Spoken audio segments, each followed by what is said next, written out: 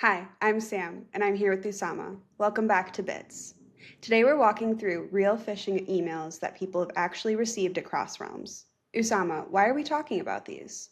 Hello, Sam. Hello, everyone. I receive a lot of emails with people asking me about the latest phishing attacks, what kind of phishing attacks we're seeing, how AI is involved, what's the difference between receiving a phishing email on a phone versus a workstation. And I thought we might as well record this session. Let's break down a few real examples. So the first one, it used your name and it said, "Hi, Unmi, how was the weekend? Please, I want a primary line to reach you on." How is this dangerous? In this example, it was pretty dangerous. They communicated with her by text messaging on her phone, attempting to impersonate me. The difference here is Anmi knew me and knows my phone number, so she was able to quickly detect that that was not me. However, if in your organization you're large enough and not everybody knows everybody's phone, they might fall for the fact that it's this person because they wouldn't recognize the number, but they see the name, and now they assume it's safe to communicate. That makes sense. So for example number 2, this email says a contact has shared a PDF with you. Click to view. And it looks like it's a Microsoft or SharePoint notification. This example is one of the more dangerous ones because it's somebody that I knew, somebody that I worked with before. However, I wasn't expecting this document and I wasn't expecting this email. It's important in these instances not to respond to that email because the assumption is the account is compromised. So what I did is I called him and I said, "Did you send me this?" And he confirmed that his account was compromised. And so that was a phishing email. For example number 3, the subject says your new contract is ready to sign, but the body pretends to be a Microsoft payment confirmation sent via a signable free trial, not from Microsoft. This one is quite dangerous because they're trying to get you to act very quickly. You look at it, you're thinking either you paid $533 or you owe somebody a lot of money, and you're thinking, okay, well, I didn't order this, I didn't do this. What is this about? And you're going to click quick. So the whole idea is to put whatever text they can put in there, whatever context and subject to put in there to get you to act quick.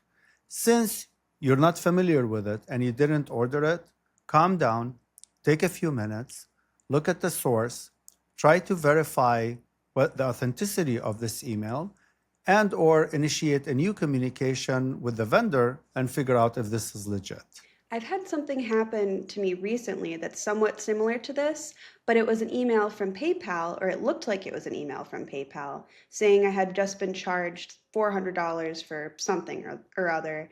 And so what I did is I logged onto the PayPal app on my phone. I didn't click the link in the email just to check my transactions, and I did see that there were no new charges and that it was a phishing email. That's another great example, Sam, which is don't respond to the email. Go back to the original or communicate with the original either by email or opening a ticket or calling them. Definitely a great example. And for our final example, this one's a little bit more specific. It targeted our team and the sender looked internal, but the email was usamahulila@crossrealm.com. It was missing the S.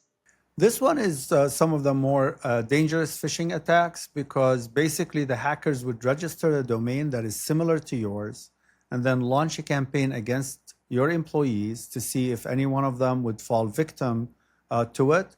Once one of your employees clicks on that fish, they will usually download the contact list and send the same campaign to your customers, usually with a high success rate. So what were the results of this phishing email? They were terrible. I think 41% of the employees clicked on it because they clicked on it using their phones. Lucky for us, it was a phishing campaign launched by our compliance team to make sure that our employees are knowledgeable and careful around when they respond to emails, especially ones like these that impersonate the domain itself. An interesting fact about this is we detected that one of the users deleted this email within 5 seconds, and we weren't sure how did this user identify that it was a phishing email within 5 seconds. And during our debriefing, when we asked him, his response was, "I just delete all your emails automatically anyways." That's one way to do it. Okay, so one quick comparison before we close. Phones versus computers. Which one's the safer option when opening emails? I think the safest thing is to think of them as two different mediums, and you have to be careful in different ways. So on your phone, the biggest issue is you can't really tell what the source is, who the source sender is, and it's going to be very hard for you to identify that. So you might as well just leave those emails till later.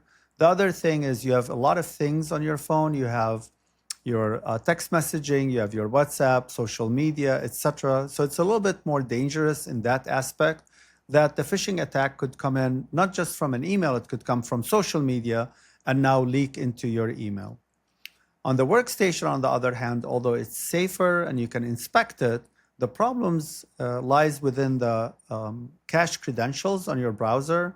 If you're phished on your workstation, it's a much more harm to the organization in that all your cache credentials might be leaked, and now you have a bigger security breach than what would have happened on your phone. That makes a lot of sense. Thank you, Sama, and thanks to those watching. See you next time on Bits.